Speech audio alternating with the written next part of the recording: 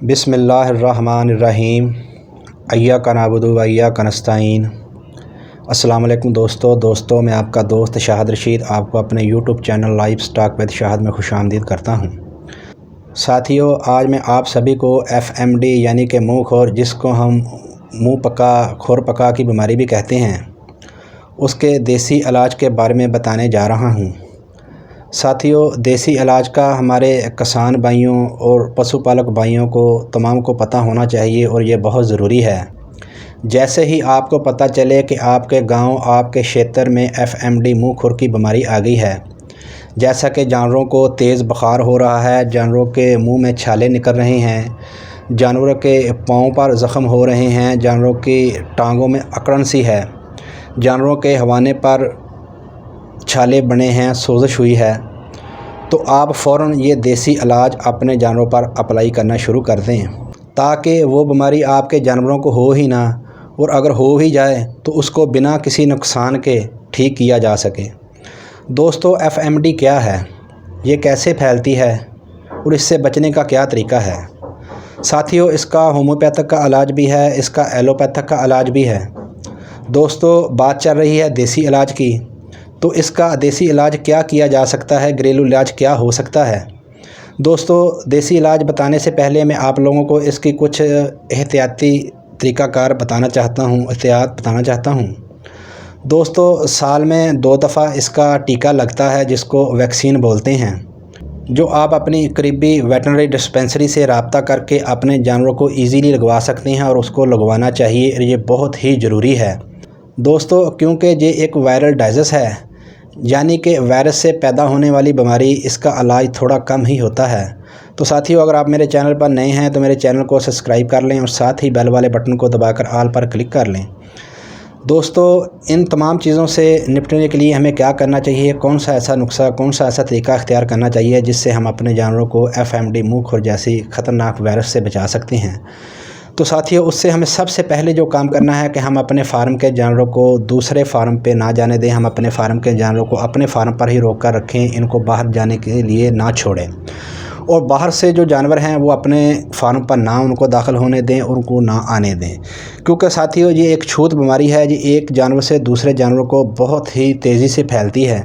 एक तो हमें इस चीज़ का बहुत ज़्यादा ख्याल रखना है और इसका बहुत ही ज़्यादा ख्याल रखना है। दूसरी बात साथियों ये है कि हम लोगों को चाहिए चूने का पाउडर। दोस्तों, चूने का पाउडर लेकर हमने अपने फार्म के फ़र्श पर हल्का हल्का सा उसका छिड़काव कर देना है। जितना भी हमारा फार्म है उसके तमाम के फ़र्श पर हमने हल्का हल्का छिड़काव कर देना है, जिसके छिड़काव करने से हमारे फार्म पे ये वायरस नहीं दाखिल होगा।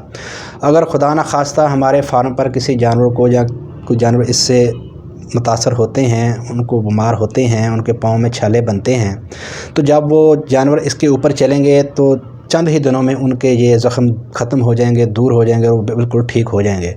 तो साथियों, इसके बाद जो हमने तीसरा काम करना है वो ये करना है कि जो हम अपने जानवरों को पानी पिलाने के लिए डिग्गी वगैरह, टैंकी वगैरह या कोई टैंकी रखते हैं या कोई गड़ा सा बनाते हैं जिससे हमारे जानवर पानी पीते हैं।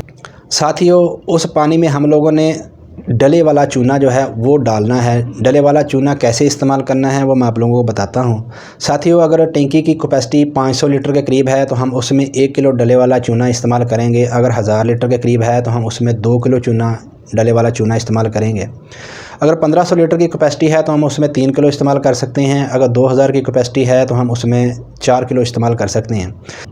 साथियों, जैसे ही ये चूना हम पानी में डालेंगे तो पानी में डालते ही ये पानी को उबालना शुरू कर देगा। ये पानी को एकदम गर्म कर देगा और गर्म करने के बाद फिर ये ठंडा हो जाएगा। ठंडा होने के बाद ये चूना टैंकी के फ़र्श पर नीचे बह जाएगा और ऊपर वाला जो पानी है वो सफ़ेद और शीशे रंग का हो जाएगा। साथियों, ये पानी हमने अपने जानवरों को पिलाना है। सुबह पिएं, शाम पिएं, दोपहर पिएं, जब भी पानी पिएं ये पानी पिएं। जब पानी कम हो जाए पानी और डाल दें, इसमें पीते रहें। जब पानी कम हो जाए इसमें और डाल दें, पीते रहें। ये 14 दिन आपके जानवरों के लिए असर अंदाज़ करेगा, जानवर पर असर करेगा। ये एक बहुत ही बेहतरीन कैल्शियम है, ये जानवरों की कुव्वत मुदाफ़ियत को बहुत बढ़ाता है। साथियों, ये जो मुँह खुर का वायरस है, FMD का वायरस है, ये 2 किस्म के जानवरों पर बहुत ज़्यादा हमलावर होता है, जिसकी कुव्वत मुदाफ़ियत कम होती है या जिन जानवरों में हीट और गर्मी होती है। जो हीट और गर्मी को ज़्यादा मनाते हैं, ये इन 2 किस्म के जानवरों पर ज़्यादा असर करता है, इनको ज़्यादा बीमार करता है। साथियों, जब ये जानवर हमारे ये पानी पिएंगे, इनसे क़ुव्वत मुदाफ़ियत उनकी ज़्यादा हो जाएगी और जब क़ुव्वत मुदाफ़ियत वायरस के ख़िलाफ़ लड़ने में बहुत अहम किरदार अदा करती है, जिससे हमारे जानवर सेहतमंद और तवाना रहेंगे और इस बीमारी से महफूज रहेंगे। साथियों, जो चौथी चीज़ हम लोगों ने करनी है वो चीज़ है कि हमने अपने जानवरों को एक चीज़ देनी है। वो कौन सी चीज़ देनी है? वो 2 चीज़ें हैं जो मिलाकर हमने अपने जानवरों को पिलानी है और 3 दिन लगातार पिलानी है। साथियों, हम लोगों को 100 ग्राम सरसों का ऑयल चाहिए और उसमें हमने एक देसी अंडा डालना है। देसी मुर्गी का अंडा लेकर हमने तोड़कर उसमें डालकर उसको फेंट कर अपने जानवरों को 1 दिन पिलाना है और ऐसा हमने 3 दिन लगातार अपने जानवरों को पिलाना है। साथियों, ये जो मैं खुराक आप लोगों को बता रहा हूँ, जो आपके जानवर दोंदे हैं, दोंदे से लेकर चोगे छिगे हैं जी, उनको आपने पिलाना है जी। उनकी मात्रा और मकदार है कि 100 ml सरसों का तेल और एक देसी अंडा लेकर उसको अच्छी तरीके से फेंट कर अपने जानवरों को फी जानवरों को आप पिला दें और 3 दिन लगातार आपने पिलाना है। साथियों, बड़े जानवरों में आपके जो खीरे जानवर हैं उनको आपने क्या करना है जी, 100 ml सरसों का ऑयल और उसमें एक देसी अंडा मिलाकर उसको आपने 2 हिस्सों में तकसीम कर लेना है और एक हिस्सा एक जानवर को देना है, एक हिस्सा दूसरे जानवर को देना है। ये आप खुराक जो मात्रा बता रहा हूँ, ये खीरे जानवर की बता रहा हूँ। जो दोंदे जानवर हैं उनको आपने पूरा 100 ml सरसों का ऑयल और एक अंडा मिलाकर फी जानवर को देना है, 3 दिन लगातार देना है।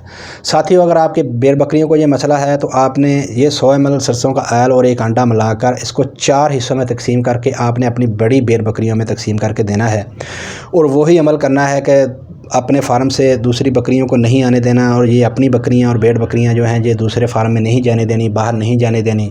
वैसे ही चूना लेकर चूने का पाउडर आपने नीचे फर्श पर, अपने फार्म के नीचे फर्श पर डालना है और पानी के लिए भी यही चूना इस्तेमाल करना है कि चूना जो पानी आप उनको पिलाते हैं उसमें चूना डालकर जब उबाला लेकर ठंडा हो जाए तो वो पानी आप अपनी भेड़ बकरियों को पिलाएँ।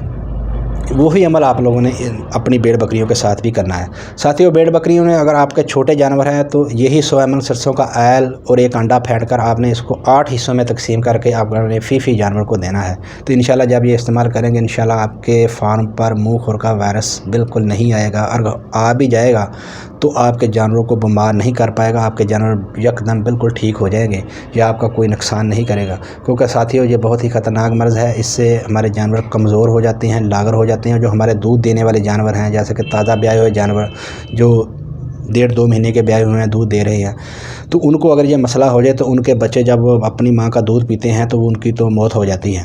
तो साथियों, उससे हमारा बहुत भारी नुकसान होता है।